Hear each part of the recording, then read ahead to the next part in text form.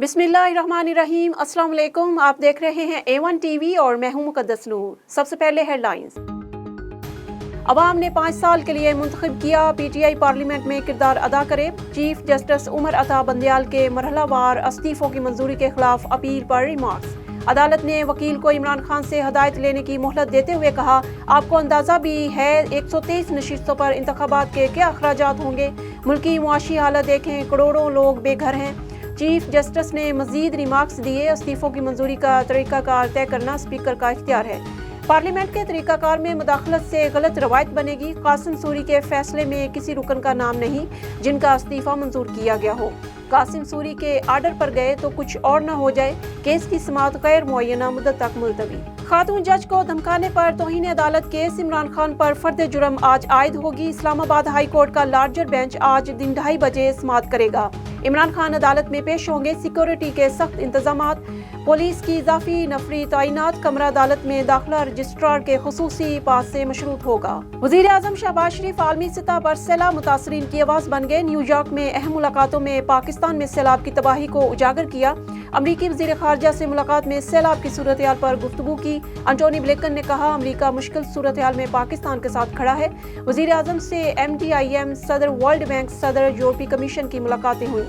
आलमी इदारों की सैलाब मुतासरीन की मदद के लिए हर मुमकिन तावन की यकीन दहानी। पाकिस्तान का बड़ा हिस्सा सैलाब से डूबा हुआ है। दुनिया मदद के लिए आगे आए। माहौलियाती तब्दीलियों की कीमत इंसानियत को चुकानी पड़ रही है। अमरीकी सदर जो बाइडन का जनरल असम्बली से खिताब। मजीद कहा, अमरीका चीन के साथ कोई तनाज़ा या सर्द जंग नहीं चाहता।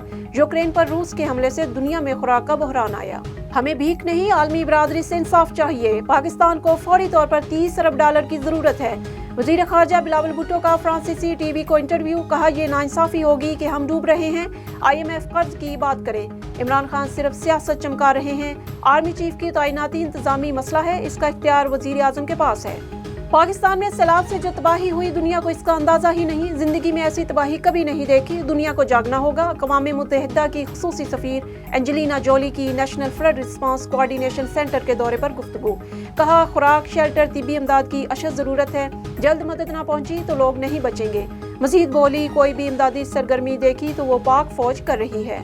सैलाब ज़दा इलाकों में तिब्बी सहूलियात का शदीद फुकदान। मलेरिया, गैस्ट्रो, डायरिया और जिल्दी इमराज समेत दीगर बीमारियों में इजाफा।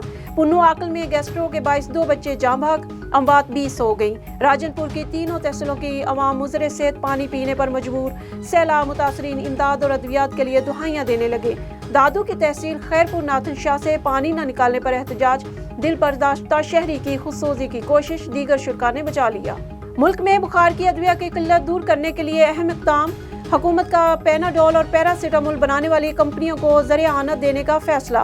वजीर आजम शहबाज का कहना था, आवाम के लिए पैनाडोल और पैरासीटामोल की फराहमी यकीनी बनाई जाएगी। मुल्क भर में डेंगू के वार कम न हो सके। रावलपिंडी में डेंगू से मुतासिरा खातून दम तोड़ गई। शहर में मजीद 98 केसेज रिपोर्ट। इस्लामाबाद में भी 24 घंटों के दौरान 96 अफराद में डेंगू की तशखीस। कराची में गुज़िश्ता रोज 323 अफराद डेंगू मच्छर के डंक का निशाना बने। हेडलाइंस आपने जानी। मजीद खबरों और अपडेट्स के लिए देखते रहिए A1 टीवी। A1 टीवी, सब पे नजर, अंदर की खबर।